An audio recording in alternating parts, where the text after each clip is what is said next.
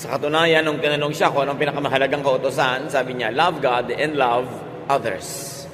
Wala nang hihigit pa sa mga kautusan na ito. Meanwhile, haters negate God's will. Kinokontra ng mga salita, kilos at katuruan ng mga haters ang mga katuruan ng Panginoon. So avoid haters. John 10:10, a thief, or maybe we can use substitution and substitute the word hater. A hater comes only to rob, kill, and destroy. I came so that everyone would have life and have it in its fullest, Jesus says. Ang mga taong mahilig mamuhi ay hindi kontentong namumuhi sila. Gusto nilang ihawa ang lahat ng pwede nilang ihawa, idamay ang mga pwedeng idamay. Ang mga galit nila sa mundo, sama ng loob, sa mga naipong mga suliranin at kabiguan ng kanilang buhay, ay nais silang iganti, ibunton kahit kanino na lang. At kung maaari na tayo ma-impluwensya nila na laging magalit din, mamuhi, gagawin nila yon. Pero oras na nakinig tayo sa mga haters at nagpadala sa kanila, mananakawan tayo ng buhay, ng kaligayahan, kapayapaan, at magiging tulad nila tayo. 1 Peter 5:8, be on your guard and stay awake. Your enemy, the devil, which you may also use the word hater, is like a roaring lion, sneaking around to find someone to attack, to influence, to infect. Walang ginagawa ang ating spiritual enemy kundi maghanap ng pagkakataon na tayo ay kanyang sirain, o kaya ay mas mainam kung tayo ay pwede niya maging kasangkapan para manira ng kapwa. Kaya ang sabi ng James 4:7, resist the devil. And in our application today, resist the hater and he will run from you. Napaka-importante na ating ingatan ang ating sarili na hindi ma-impluwensya ng ganitong uri ng pag-iisip. Saan natin nakikita, naririnig ang mga haters? Sa social media, maraming haters. Puro mga lason ang lumalabas sa kanilang isipan. At pagka ipinrint nila sa kanilang wall, sa kanilang site, at kinlik ang send o ang post, napakarami na agad na pwedeng malason kung palalason. Napakarami mga haters sa media, sa ating mga traditional media, radyo, telebisyon, maging sa mga dyaryo. Wala nang mabuting mapuri sa kapwa, puro kasiraan, puro paninira ang ginagawa. At katakataka, pati may mga pulpito na pulpits of hatred. Na walang lumalabas sa mga katuruan, kundi punong-puno ng mga galit sa kapwa, galit sa mga kapwa mananampalataya, na iba ang sekta o iba ang kongregasyon, galit sa mga ibang relihiyon, galit sa lahat na lang. Yung napakahalagang oras na dapat sana ay nagagamit para ang mga tao ay mapayaman ang isip, maiangat ang espiritualidad, mapalaya mula sa mga negative things, ay lalong nagagamit para ang mga tao ay maimpluwensyahan na maging magagalitin din, palamuhi, mapagmataas sa sarili, at mapanghamak sa kapwa. In the name of God, the ironies of ironies. Kailangan nakikilala po natin mga kapatid ang haters. Kung minsan tiya mo yon, minsan kaibigan, minsan nanay, kung minsan tayo. Tuwing meron siyang sasabihin, ang influensya sa iyo ay magalit ka rin sa kagalit niya, mainis ka sa taong ni hindi mo kilala, husgahan mo ang taong ni hindi mo personally nadidinig o nakikita dahil sa influensya ng haters. Huwag tayong pai-influensya kahit mahal natin sila sa buhay. Kahit mataas ang kanilang pinag-aralan o kahit pa nga meron silang katungkulan o kapangyarihan. Ang bawat tao ay binigyan ng Diyos ng sariling isip, sariling bait para salain natin ang ating naririnig at maproseso natin sa ating isipan at mabigyan natin ng pinakamakadyos, pinakamaayos, pinakamabuting response ang ganitong mga uri ng messages of hatred. Who else must we avoid? Avoid gossipers. Mga paladala ng chismis. Sari-sari mga alimuom na nakukuha sa lupa ang gusto nilang ilipat sa ating isipan. Proverbs 16:28, gossip is no good. It causes hard feelings and comes between friends. Ano nga ba namang buti ang idudulot ng chismis? Pinaghihiwalay ang magkakaibigan. Pag nalaman mo kung ano sinasabi ni ganitong tao laban sa'yo, lumalayo na yung loob mo, nagkakagalit na kayo. At kung ikaw man ay papatol at magsasabi ng masasama tungkol sa kanya, mga chismis tungkol sa kanya, magagalit din siya sa iyo, walang mabuting idudulot. Kung minsan napakatagal na investment ng pagkakaibigan, pagtutulungan, pagmamahalan, sinisira ng mga makakating dila. Sinisira ng mga chismis. Proverbs 20:19, stay away from gossips. They tell everything. Lumayo daw sa mga taong hindi na namimili ng sinasabi, lahat na lang sinasabi. Kahit pa nga dumadating sa'yo para magsumbong ng sinasabi ng iba laban sa'yo, masama pa din ang influence sa iyo, kapatid. Kaya pwede mong sabihin, huwag ka nang lagi magsumbong sa akin. Ina-expect ko na that everybody will love me, people will criticize me, people will say evil things against me, but please, huwag mo na lang sabihin sa akin. Kasi nalalason lang yung isip ko, gumugulo ang aking damdamin, nagagalit ako, nawawalan ako ng concentration at pwede magkasala rin ako dahil dyan. Ang tao pong matino, hindi buong buo na ikinukwento ang kanyang nadidinig, lalo pa nga ang kwentong ito ay hindi naman nakakatuwa at nakakapagpagalit pa nga. Discreet and decent people filter their gossip, if ever they gossip. Kasi we should not be gossiping. There are two types of gossipers. Yung gossipers who tell everything, and gossipers who are discreet and more decent, who filter and soften the gossip even just a little bit. Meron pang worse, nagdadagdag pa at nagagatong at nagsusulsol ng mga gossips. Tuwing may tao pong dumadapo sa atin, may daladalang kwento, maging sensitive tayo. Suriin natin, ano ang dahilan, bakit mo ito sinasabi sa akin? Talaga bang mahal na mahal mo ako? Kailangang isumbong mo ang lahat? O gusto mo akong galitin dahil ikaw man galit doon sa mga isinusumbong mo? Madali kasi tayong mamanipulate, mamaniobra, na yung giyera ng kapwa, nagiging giyera na rin natin kahit hindi naman natin gusto dahil na-influence ang ating isip. Very discreet and decent people minimize or do not gossip at all. Napakahalagang ating makita yung high qualities of people who refuse to gossip. Ang daming nasasagap natin sa hangin ng mga kung ano-anong balita, pero para laging ulit-ulitin natin yung sa kapwa. Lalo't gumagamit ka ng social media, gumagamit ka ng computer, internet, ng text. Kuminsan irresponsible. Kuminsan mga gossip na wala namang verification. Yung mga, lilindol daw ng intensity 12 sa Metro Manila bukas, ikakalat mo agad. Nag-research ka na ba? Totoo ba? Sinong may sabi? Nagsasabog ka agad ng takot at panakot sa tao. Hindi mo naman na-verify. Huwag kayong forward ng mga bagay na nakakatakot na hindi nyo naman verified. Kasi nakakagulo sa isip ng kapwa. Nakakanervyos. Kaya tuwing may nagpapass on yan at nagtatanong, meron daw po dito na lindol na darating next week. So, hindi nape-predict ang lindol. Ilang beses na ba kayong kailangan mag-aral from volcanologists? Typhoon, yes. Storms, yes. Pero lindol, hindi nape-predict. Kaya pag may nagpe-predict niyan, tulad doon nagpe-predict na darating si Jesus sa ganong petsa, huwag kayong maniwala kasi sabi sa Bible, walang nakakaalam kung kailan mangyayari ang ganong bagay. Bakit pinapayagan natin magulo pa tayo ng mga bagay na hindi naman dapat nakakagulo kung nag-iisip lang tayo ng konti? Tapos hindi mo na iniisip, pass ka ng pass, forward ka ng forward. Lason pa lang ipinapadala mo sa kapwa.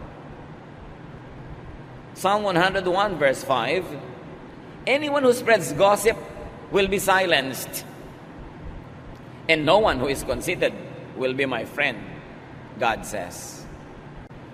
In His majestic ways, God will silence gossipers. Hindi natin laging alam kung paano patatahimikin ng Diyos at ititikom niya ang bibig ng mga mahilig magchismis, pero meron tayong sariling alam na paraan para paano mapapatahimik ang gossipers by avoiding them. By refusing to listen to them, and even more, by refusing to repeat to others what they tell us. Kailangan tanggihan mong pakinggan ang chismis. Kung tumatanggi ka na tambakan ng kapitbahay mo ng basura ang iyong bakuran, trash yun eh. Dapat tumanggi ka na tambakan ng kapwa mo ang iyong tenga ng basura. Alam niyo po ba ang tenga napakalapit sa utak? Ang lapit. Kaya pag pumasok sa tenga, nasa loob na agad ng utak. Anong mga basura ang pumapasok sa ating tenga? Mga basura ng haters, mga basura ng gossipers, it will poison our minds. And you can very well know if the mind is poisoned. The language and the vocabulary gets poisoned as well. The behavior, the thinking pattern gets poisoned. Kaya iniingatan. Hindi tayo nagpapapasok ng anumang marumi sa ating tenga. Gusto niyo bang may pumasok na langgam sa inyong tenga? May pumasok na insekto, mikrobyo, maruming tubig, asido, and yet we allow a lot of gossip and hateful words to enter our ears. Kailangan bantayan. At kailangan kung sakaling nakapasok, huwag nang ilabas sa ating bibig. Sirain na, wasakin na in the realm of thought so that we don't become instruments of the devil. We don't become extensions of hell and extenders of hell also. Avoid tempters. Mga mapanukso. Proverbs 5:7-8. My son, listen to me and do everything I say. Stay away from a bad woman. Don't even go near the door of her house. Siyempre, pwede mo sabihin, stay away from a bad man or a bad activity or habit, a bad social media post or wall or site. Dati kasi kailangan maglakbay ka pa para ka matukso, maglakad ka pa para may mapuntahan. Pero ngayon, because of the social media, because of the internet, isang bukas ng computer, 2-3 click, nandun ka na sa pinto ng bad woman or bad man. At hindi ka lang nasa pinto, nasa kaloob-looban ka na ng kanyang bahay. Kaya ingatan. Ingatan kung anong mga pinupuntahan nating mga websites. Ingatan kung anong mga pinapanood, pinapakinggan sa social media. Dahil yan ngayon ang napakabisang kasangkapan ng tukso. Matthew 6:13, keep us from being tempted and protect us from evil. Isang major component ng prayer. Ipanalangin natin mga kapatid that with the availability of all of this technology, all the gadgets, and all the channels that we can subscribe to, visit, watch, hear, that we watch ourselves, that we exercise self-censorship, that we exercise self-control. Napakaraming mga laging nagtatanong sa akin na paano nila pipigilin ang kanilang anak, ang kanilang asawa, ang kanilang mga kaibigan na mahumaling sa mga tukso na nasa internet. Pati mga online gambling. Kahit innocent-looking games, pero addictive. Hindi na makapagtrabaho, hindi na makapagkwentuhan sa mga mahal sa buhay. Wala nang panahon para sa ibang bagay kasi puro na lang yung gadget ang kaharap. When these things deprive you of your precious time to do good, to be good to others, they become instruments of temptation. May deception involved. Dapat maging mapanuri. And then avoid neggers. Ano ba yan? Negative talkers. Yung pessimists na tinatawag, napakadilim ng paningin sa mundo, lahat pangit ang interpretasyon. Yung mga discouragers, ayaw kang patuloyin na hanapin ang iyong mga pangarap. Ayaw kang bigyan ng lakas ng loob na to achieve, to try things. Iwasan yung mga fault finders. Sa ginagawa naman ng kapwa, laging may maganda at may mali. Pero pag lagi yung mali, pangit ang tiningnan mo, papangit ang pananaw mo sa sangkatauhan. Avoid complainers.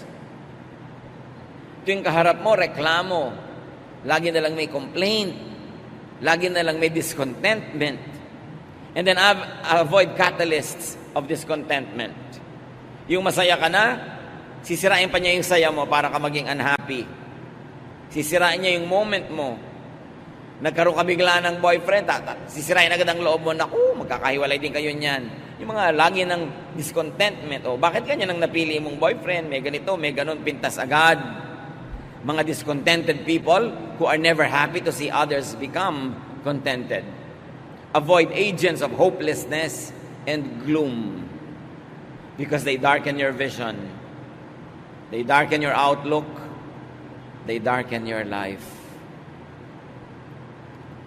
Mahirap na lagi tayong may ganyang kausap. Hindi mo napapansin, negative ka na rin.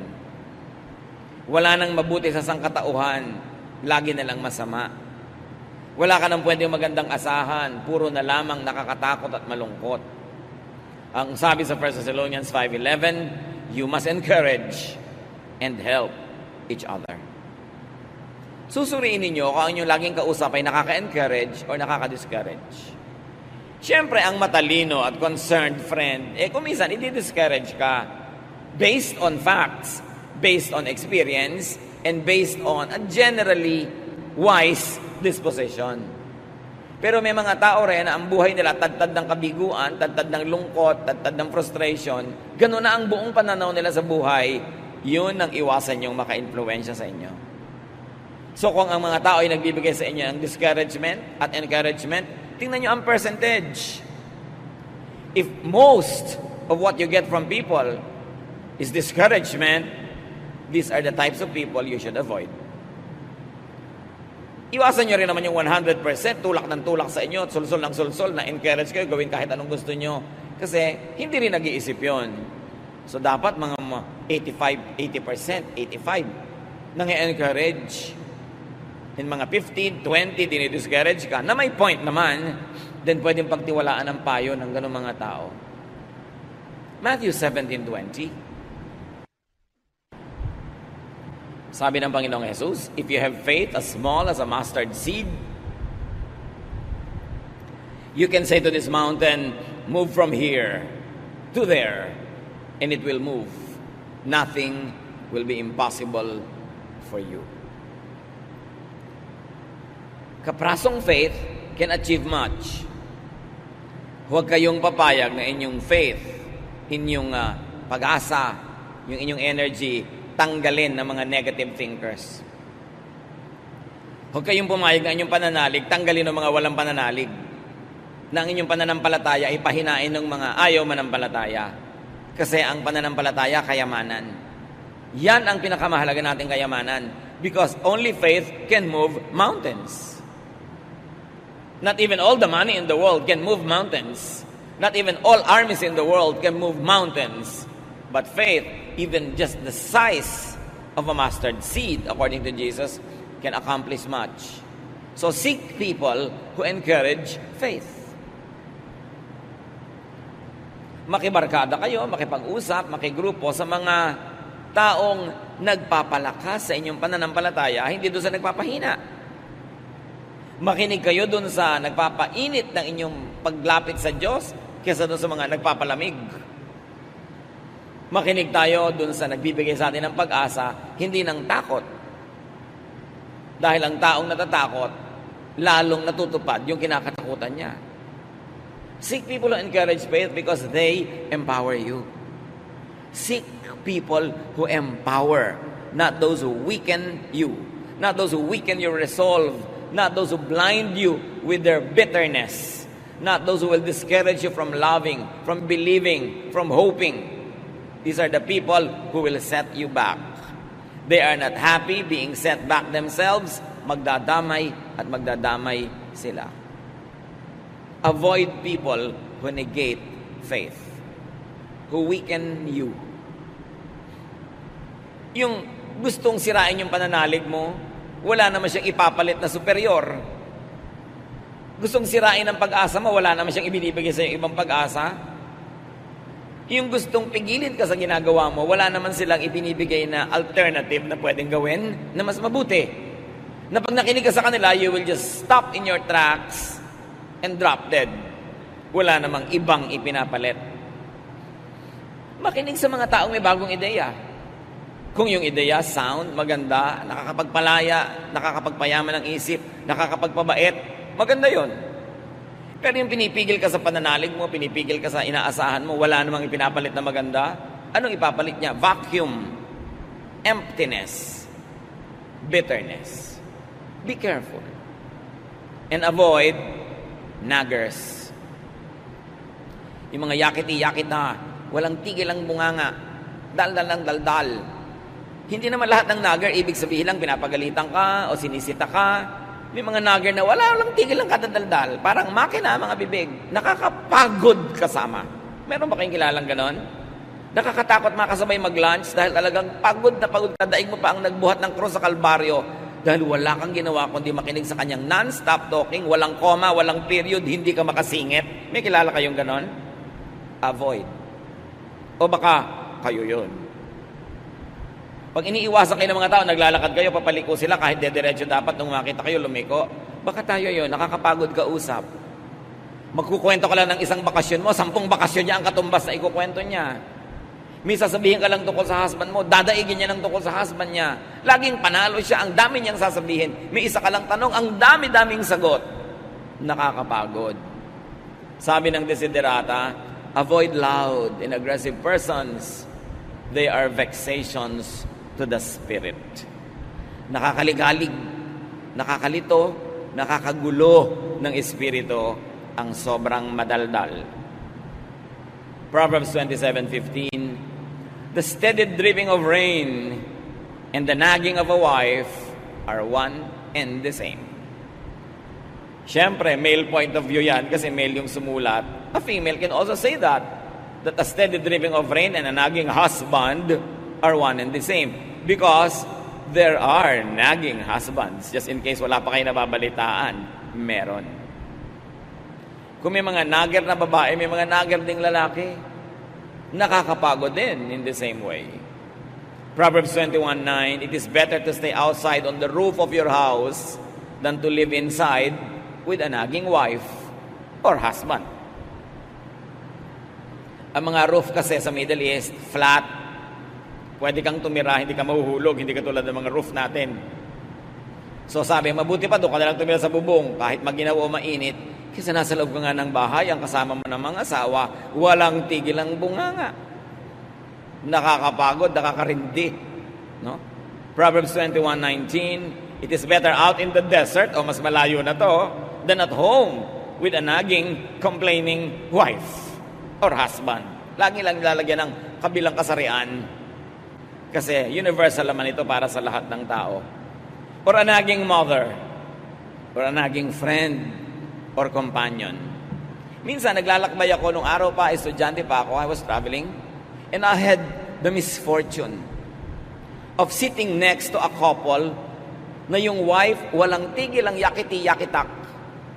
Dumating ang kape na isinerve ng stewardess, yakiti-yakitak siya. Kahit ano, hanggang bumaba ka na, may reklamo siya sa airport, may everywhere. Nakasabay ko pa sa barko. Kasi naglalakbay ka nga, may lipad. Sila na naman. Kasunod ko pa sa pila. Nangyari pa, nakapila ako, may biglang umuna sa akin na nagmamadaling nanay. For whatever reason, na may bitbit na bata at mga bag ng mga gatas. Sabi pa naman ng babaeng nagger na nasa likod ko, hindi na ako yung asawa niya, ha? Stranger na nga ako. Kinalabit pa ako, sabi niya, papayag ka na umuna siya sa'yo? In English, syempre. Sabi ko, it doesn't matter. Takang-taka siya. Ninanag niya yung husband niya tungkol sa akin. Sabi niya, huwag ka tutulad sa kanya. Huwag kang papayag. Pag sa'yo may umuna, huwag ka... Hindi na nga inunahan. Nangnanag pa rin. May ganong tao. Ang tanong, baka tayo yon. Walang tigil ng kapupo na dito, rereklamo doon. So what to do in life? How to live? Ang iksi-iksi ng buhay, pupunuin mo pa ng mga negative. Sayang naman ang time. Psalm 90:12, teach us to use wisely all the time we have. Panginoon, bigyan niyo po kami ng karunungan na maging matalino kami kung paano gagamitin ang napakamanga halagang sandali na ipinahihiram niyo sa amin. Pag nagsayang ka ng 1 oras, kalahating oras, 10 minuto, 1 minuto sa nonsense talking, sa lack of faith, sa paninirang puri, sa pangmumuhi, sayang kasi hindi na mababalik yung oras na yon. Minimize pain is what we should do in life. Avoid negative people. Be positive. Seek and enjoy positive people. Therefore, you maximize pleasure and happiness. And you do the most good.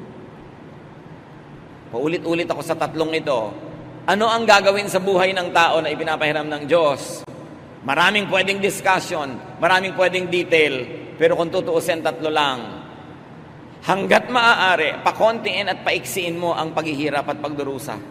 Minimize pain, whatever it takes. Pain ng body, pain ng spirit, pain ng soul, minimize it. Huwag quarrel ng quarrel. Pampagulo kasi yung quarrel. Pamparaki ng hirap sa buhay. Kailangan maghanap buhay ka para hindi ka mahirap, may makain ka. Therefore, you minimize hunger. Minimize pain. That's why, pinipili mong mabuti kung sinong papakasalan. You minimize pain. Hindi naman totally mawawala yun, meron. But you minimize by choosing wisely. And you maximize pleasure and happiness. Kaya yung mga iba, nagkakapilang pleasure. Yung iba, nilalagyan pa ng sugar, more pleasure. Yung iba, meron pang cream, more pleasure pa. Because you have to maximize pleasure, whatever it means to you, so long as you don't do evil to maximize your pleasure. Kaya may mukha ka na, salamat. Yung iba, naglalagay pa ng makeup para mas ma-please sila. At siguro yung mga taong gusto nilang i-please. Nagdadagdag ka ng kaligayahan lagi at kasiyahan sa buhay. Bakit naman hindi? Ang iksi-iksi ng buhay. Kaya nagluluto ka, sarapan mo. Napakalaking kreme naman na meron kang gulay, meron kang panluto, tapos ang niluto mo walang kakwenta-kwenta, sayang ang gas. Ba't may mga ganun magluto? Walang kakwenta-kwenta. It's a crime against the planet. Sinayang mo yung mga ingredients. You maximize pleasure and happiness. That's why may bahay ka, pwede na, pero pinipintahan mo pa. At hindi basta pinta, yung gusto mong kulay. Because you're maximizing pleasure. And then you do the most good to balance everything. Because when you only minimize pain and maximize pleasure, but don't do the most good, you will become selfish. And you will become evil to other people. So you do the most good. Tatlong bagay lang ang buhay. Pag ginawa mo yan, ikaliligaya ng Diyos ang ipinahiram niyang buhay sa iyo at baka bigyan ka pa ng extension. But avoid haters, gossipers, tempters, mga negative talkers, and naggers, because they will minimize your pleasure and happiness, they will maximize your pain, and they will disable you from doing the maximum good. Better be aware of bad influencers and vexations. Be aware of haters, gossipers, tempters, negative talkers, and naggers, and pray for them. Why? Because you do the maximum good. Pray for them. You don't only avoid them, you pray for them. So that they might be blessed enough to become positive in their outlook. Alam niyo yung mga taong negative, biktima lang kasi yan ng buhay. Kung tutuusin, lahat naman tayo nabibiktima ng buhay. Pero yung iba, ang sagot nila sa lahat ng hirap, kabiguan, negative attitude. Nadadagdagan tuloy ang hirap nila. Tapos na nga yung nangyaring hindi maganda, because of their bad attitude, nagpapaulit-ulit pa yun sa kanilang memory, at nire-replay nila sa actual na buhay, ang namamaximize yung pain, ang nami-minimize yung pleasure. Pray for them, that they might be blessed enough to graduate from their bitterness. Their bitterness and negative ways won't make them happy. Pray for them so that when they realize these things and they begin to have wisdom, they will change their mind and they will change their ways. And if you could, carefully and studiously try to be a positive influence on them. Pag may mga nagger, may mga negative talkers, pag may mga bitter people, discouragers, tuwing mga panahon na hindi nyo maiiwasang sila ay makasalamuha, makasama, makausap, tiyakin nyo mga kapatid na kayo ang nakaka-influensya sa kanya ng positive at hindi kayo ang nai-influensya ng negative. Gawin nyo siyang mission field. Make a firm resolve, especially if these people are close to you, that you will become an instrument of God to bless the person so that the person could be lifted up out of negative situations and negative thinking, and they could become positive. But avoid being them or being like them. Madalas naman, nagiging tulad tayo ng mga negative, hindi naman natin napapansin at alam. Wala tayong consent. Nadadala lang tayo sa dalas nating kausap. And because we don't put safeguards in our ears and in our eyes, we could get influenced by poisonous people. Avoid being a hater. Kung may nagkamali sa iyo noon, hindi lahat ng tao ganon. Kahit mas marami pang ang mali, meron pa ring tama. So huwag mong ihuhusga yung bagong kilala mo na mali agad. Hayaan mong magkaroon siya ng pagkakataong magpakilala ng maayos. Although, dahil nang ingat ka na, hindi ka naman masyadong vulnerable na sobra-sobra magtiwala. Pero huwag mo agad tatanggalan ng tao ng at least benefit of the doubt na siya ay may mabuting magagawa sa'yo. Avoid being a gossiper, a tempter especially, a negative talker, and a nagger. Romans 2, verse 1. Some of you accuse others of doing wrong, but there is no excuse for what you do. When you judge others, you condemn yourselves because you are guilty of doing the very same things. So pag meron tayong nilabel na, negative thinker to, negative talker, ito, discourager, tiyakin natin tayo, hindi ganon. Kasi yun yung tinatawag na talbog sa akin, dikit sa'yo. The judgment that you throw at people will bounce back to you if you are doing the same thing. So let us always examine ourselves first. Unahin natin suriin ang ating mga sarili. At kung sakaling guilty tayo mga kapatid, tigilan natin to dahil napakalaking parusa sa ating kapwa, lalo sa mga malalapit sa atin kung tayo negative. Kung tayo mahirap kasundo, kung tayo mahirap kasama, para nating pinarurusahan ang mga kasama natin. Hindi kasiyahan na tayo makasama, parang isang sumpa. If guilty, let us avoid inflicting others with our disease. Let us get treatment from the Lord. Meanwhile, remain in isolation while we are contagious. Pag nagpupumiglas, nagwawala ang isang salita na makalabas sa ating bibig, suriin muna natin, will it edify people? Makakabuti ba sa makakarinig? Makakabuti ba doon sa pinag-uusapan? Makakabuti ba sa inyong sariling puso at relasyon sa Diyos? At pag hindi, wasakin ang salitang ito at huwag itong payagang mabuo at lumabas pa sa ating bibig. And very, very importantly, choose your company ever very carefully. Because bad company ruins our morals. Kung minsan nagkakaroon tayo ng mga masasamang ugali, influence lang ng iba. Suriin natin mga kapatid. Umiwas sa hindi mabuti. Sayang ang panahon, sayang ang buhay, kung magugugol pa sa mali. Panginoon, ituro niyo sa amin ang tamang daan, maging sa maliliit na mga detalye ng buhay na pang-araw-araw, maging sa mga bagay na hindi naman theologically big, pero may kinalaman sa aming kasiyahan, kaligayahan, kapayapaan, at maging sa kasiyahan, kaligayahan at kapayapaan ng aming kapwa. Turuan mo kami, Panginoon, na maging tama, maging makadiyos, para ang aming mga bawat malapitan ay mapagpala at hindi makatanggap ng sumpa. Meanwhile, turuan mo kami maging maingat, suriin ang impluensya sa amin na aming kapwa.